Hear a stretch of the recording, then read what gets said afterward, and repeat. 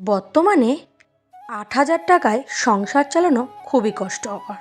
কিন্তু যদি একটু বুদ্ধি থাকে আর তার সঙ্গে যদি থাকে হিসেব, তাহলে তাও সম্ভব।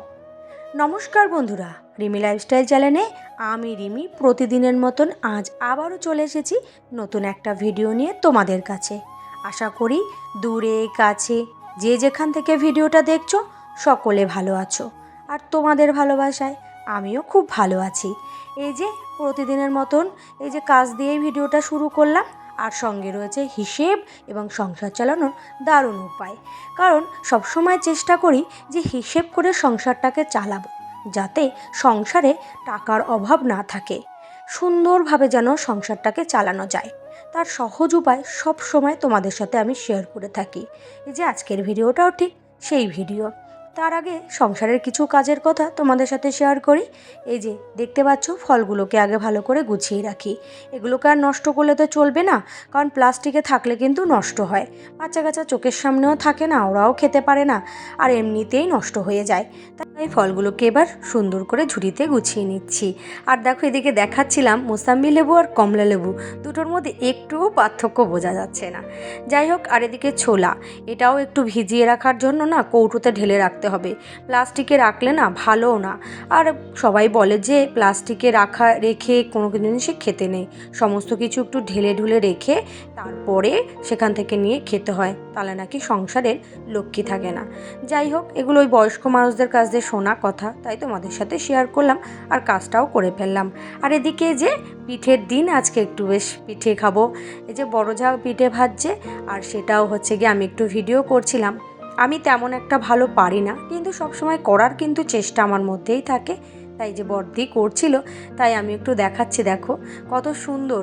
আগে মায়েরা যখন করতো ভাবতাম কি করে করে, এখন দেখো করার সুযোগ এসেছে কিন্তু করতে ইচ্ছা করে না, কি আর করা যাবে। এই যে বড়দি করছে, ছেলেমেয়েরা এখান থেকেই খাবে মোটামুটি। আর যখন আমি হয়তো সময় পাবো তখন একটু করব। তাও এই পিঠেটা তেমন আমি একটা ভালো খাই না। আমি ওই পাটিসাপটা, পুলি পিঠে, এগুলো বেশ ভালো লাগে। শীতের সময় কিন্তু পিঠে খেতে বেশ ভালো লাগে। আর এই যে আজকের দিনটা তো পিঠের দিন, তার জন্যই হচ্ছে গিয়ে এই করেছে, তাই একটুখানি সবাই ছেলেমেয়েরা টুকিটাকি এখান থেকে খাবে। এখনকার ছেলেমেয়েরা এসব খেতে ভালোবাসে না। আগেকার দিনে যেমন হচ্ছে গিয়ে বয়স্করাও যেমন খেতে পারতো, ছোটো ছেলেমেয়েরাও বেশ আনন্দের সঙ্গে খেত। এখন আর এইসব কেউ পাত্তা দেয় না। যাই হোক, এবার এই যে এক এক করে পিঠেগুলো আমি তুলছিলাম, বড়দি আবার ভাণ্ডে রেখে দিয়েছে। যাই হোক, রেখেছে আর আমাকে একটু দিয়েছে, তাই দেখো খেতে বসে গেছি সকাল সকাল পিঠে। এই যে টিউশনি পড়িয়ে উঠেই পিঠে খেতে চলে গেছি। যাই হোক, এবার একটু ভিডিওর টাইটেল ও থাম্বনেল অনুযায়ী তোমাদের সাথে কথা বলা শুরু করি। এই যে ভিডিওর শুরুতেই বললাম যে ৮,০০০ টাকায় কিভাবে সংসার চালানো যায় তার একটা সহজ লিস্ট আমি নিয়ে এসেছি। তার থেকেও কিছু টাকা যাতে সঞ্চয় করা যায় সেদিকেও বিষয়টাকে লক্ষ্য রেখেছি।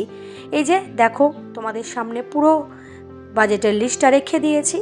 এই যে মুদি বাজারের জন্য ৩,০০০ টাকা, সবজি বাজারের জন্য ১,০০০ টাকা, আর মাছ মাংসের জন্য ৬০০ টাকা ধরেছি, আর বিদ্যুৎ খরচের জন্য ধরেছি ১,০০০ টাকা।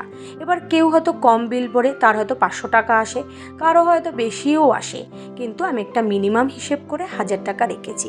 গ্যাস খরচ ৯০০ টাকা, আর যাতায়াতের জন্য রেখেছি ৬০০ টাকা। যদি এখানেও তুমি একটু বুদ্ধি খাটিয়ে যাতায়াত করতে পারো, যেখান থেকে হেঁটে যাওয়া যায় সেখানে হেঁটে গেলে সেখানেও কিন্তু কম হতে পারে। আর পড়াশোনার জন্য রেখেছি ৬০০ টাকা। এখন কম আছে, কিন্তু পরবর্তীতে এই খরচটা কিন্তু আবার বেড়েও যেতে পারে। যাই হোক, একটা মিনিমাম বাজেটের লিস্ট আমি তোমাদেরকে তুলে ধরেছি। এটা একটা কমেন্ট করেছিল দিদিভাই, তারই কমেন্ট ধরে এই আজকে এই ভিডিওটা আমি এনেছি এবং সুন্দর করে দেখানোর চেষ্টা করেছি, তাতে সেও যেন বুঝতে পারে এবং অন্যান্য অডিয়েন্সরাও দেখেও যেন সেটা বুঝতে পারে। এবার আমি যেহেতু টাকাগুলো লিখেছি, যেহেতু আগে থেকে হিসেব করা, তাই অনেকে ভাবতে পারে যে একটা যে কোনো হিসেব আমি এনে বসিয়ে রাখলাম, তার জন্য কিন্তু আমি মোবাইলে একদম ক্যালকুলেটেড করে তোমাদেরকে দেখিয়ে দিলাম। এই যে ৭,৭০০ টাকা মোট খরচ হয়েছে, আর ৮,০০০ টাকা দিয়ে মাত্র এই ৩০০ টাকা কিন্তু সঞ্চয় করতে আমি পেরেছি। তাও কিন্তু অনেক সময় থাকবে না, কারণ এখন যা জিনিসের দাম বেড়েছে, যে ৮,০০০ টাকায় সংসার চালানো কিন্তু খুবই কষ্টকর।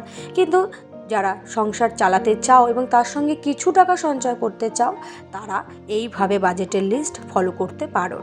যাই হোক, বাজেটের লিস্ট তো তোমাদের সাথে শেয়ার করলাম, তার সঙ্গে নিয়ে চলে আসলাম আমার কাজের লিস্ট। সেই যে সকালবেলা ঘুম থেকে উঠেছি, তারপর থেকে যে কাজ করতে লেগে পড়েছি, সেই কাজ কিন্তু এখনও চলছে। আর কি করা যাবে, এগুলো তো সবই সংসারের কাজ, এগুলো তো আমার সংসার। আমার সংসারের সমস্ত কাজ যাতে আমি সুন্দর করে করতে পারি, তার জন্য সমস্ত কাজ কিন্তু আমি সময়ের মধ্যে করার চেষ্টা করি। একে একে সব কাজ কিন্তু প্রায় হয়ে গেছে। আর এদিকে যে টিউশনি পড়িয়েছিলাম, সে চটটা পাতা থাকে, আর তোমাদের তো আমি আগেও বলেছি, এই যে চটটা পাতা থাকলে না ঘরটা কেমন আটকা আটকা মনে হয়। এটা যদি তুলে দিয়ে একটু ঘরটা ঝাড় দিয়ে দিই, তাহলে কিন্তু ঘরটা পুরো যেন একবারে পরিষ্কার হয়ে যায়, বেশ ভালোও লাগে। আর ঘর দুয়ার একটু পরিষ্কার থাকলে মনটাও কিন্তু ভালো লাগে।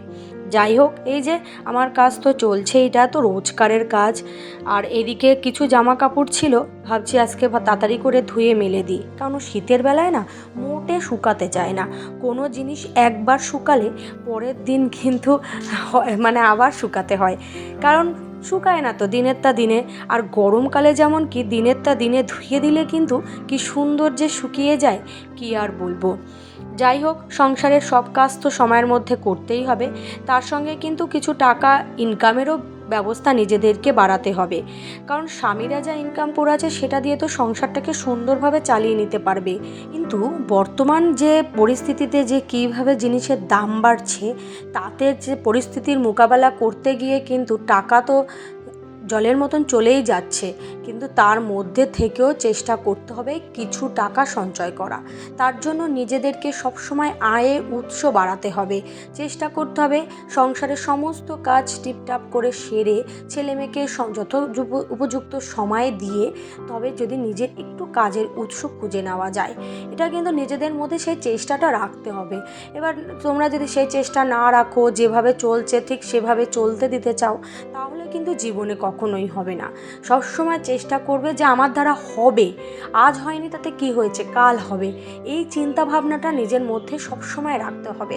আর চেষ্টা করতে হবে যে নিজে কি পারো, লোকে কি পারে সেটার দিকে লক্ষ্য না রেখে নিজে কি করতে পারো, নিজের কাজটা সেই কাজটার প্রতি জোর দাও, তাহলে দেখবে সফলতা অনায়াসেই চলে আসবে। এটা কিন্তু আমি কোনো জ্ঞানের কথা বলছি না, এটা কিন্তু আমার মনের একটা বাস্তব কথা তোমাদের সাথে শেয়ার করছি। এই যে আমি আজ যেটুকুনি করেছি, এটুকুনি করতে কিন্তু আমার কাছে অতটা সহজ হয়নি, অনেক কষ্ট করে কিন্তু এটুকুনি আমাকে করতে হয়েছে। কিন্তু কষ্ট করেছি, হাল ছাড়িনি, লোকে বলেছে শুনিনি, চেষ্টা করেছি যে আমার হবে, একদিন না একদিন আমি সফলতা অর্জন করতে পারবই। এটা কিন্তু আমি প্রাণপণ চেষ্টা করে গেছি, সেটাই কিন্তু তোমাদের সাথে শেয়ার করছি। আমার জীবনের যে ডিকশনারিটা খুব সুন্দর ছিল তা নয়, কিন্তু এটাও কিন্তু কষ্টেরই ছিল। ছোটোবেলা থেকে বাবা মার ঘরে কষ্ট করেছি, আজ বিয়ে হয়ে এসেছে, স্বামীর ঘরে এসেছি, এখানেও কিন্তু কষ্ট করতে হচ্ছে। হ্যাঁ, এখানে যে কষ্টটা করছি, এখান থেকেও কিছুটা সাশ্রয় করতে শিখে গেছি সংসারের হাত ধরেই। যেহেতু এখন আমার পরবর্তী আমার ছেলে মেয়ে রয়েছে, তাদের যেন আমার মতন কষ্ট না হয় বা কষ্ট করতে না হয়, জীবনে তাদের যেন কোনো আফসোস না থাকে, সেই জন্য কিন্তু প্রাণপণ কাজ করে যাচ্ছি এবং চেষ্টা করি যে কিভাবে একটু টাকা বাঁচিয়ে রাখা যায়। আর সেটাই কিন্তু আমি তোমাদের সাথে সব সময় শেয়ার করে থাকি। আমার এই ভিডিও সম্পূর্ণ একটা বাস্তব ভিত্তিক ভিডিও, যেটা তোমরা সহজেই বুঝতে পারবে এবং সমাজের কী পরিস্থিতির মধ্যে মেয়েদেরকে মোকাবেলা করে কিভাবে একটু দাঁড়াতে হয়, সেটাও কিন্তু তোমরা এই ভিডিওর মাধ্যমেই শিখতে পারবে। যাই হোক, অনেক কথাই তোমাদের সাথে বললাম, তার সাথে ঘরের একে একে সমস্ত কাজ প্রায় কমপ্লিট করে ফেলেছি। আর এদিকে একটু গাছপালায় জল দিতে এসেছি, এগুলো না তেমন একটা যত্ন করা হয় নাই কাজের চাপে, কি আর বলবো। আমার বড় জায়ের মেয়েই ওরাই করে, আমি আজকে একটু শখ করে আসলাম। যাই হোক, কি বলো তো, এদিকে করতে গেলে না সংসারের অন্য কাজগুলোতে একটু দেরি হয়। পাতাটা বেশ ভালো লাগছে। আর এদিকে হচ্ছে গিয়ে মোটামুটি ফুল গাছগুলোতেই টুকিটাকি জল দিলাম, দিয়ে এবার একটু মেন কাজে লেগে পড়লাম। এই যে সুপুরি গাছের বাইল বলি আমরা, পাতাও বলতে পারো, নিয়েছিলাম খোল কাটার জন্য। খোল বলে সুপুরি গাছের যে অংশটা শক্ত মতো থাকে ওটা যদি কেটে নেওয়া যায় না, তাহলে মশলা বাটার সময় কাচাতে খুব ভালো হয়, হাতে লাগে না, হাত জ্বলে না। তার জন্য কেটেছিলাম। তা 2-1টা শুকনো এদিক ওদিক ছিল, তাই নিয়ে চলে এসেছি। এখানে সুন্দর করে টানিয়ে রাখবো। আর এখানে টানিয়ে রাখলে না এগুলো বেশ শুকিয়ে যাবে। যাই হোক বন্ধুরা, কথা বলতে বলতে ভিডিওর একদম অন্তিম পর্যায়ে চলে এসেছি। আশা করি ভিডিওটা তোমাদের ভালো লাগবে। নতুন বন্ধু হলে সাবস্ক্রাইব করে পাশে থাকবে। আর সকলে ভালো থেকো, সুস্থ থেকো। টাটা, আবার দেখা হবে নতুন একটা ভিডিওতে।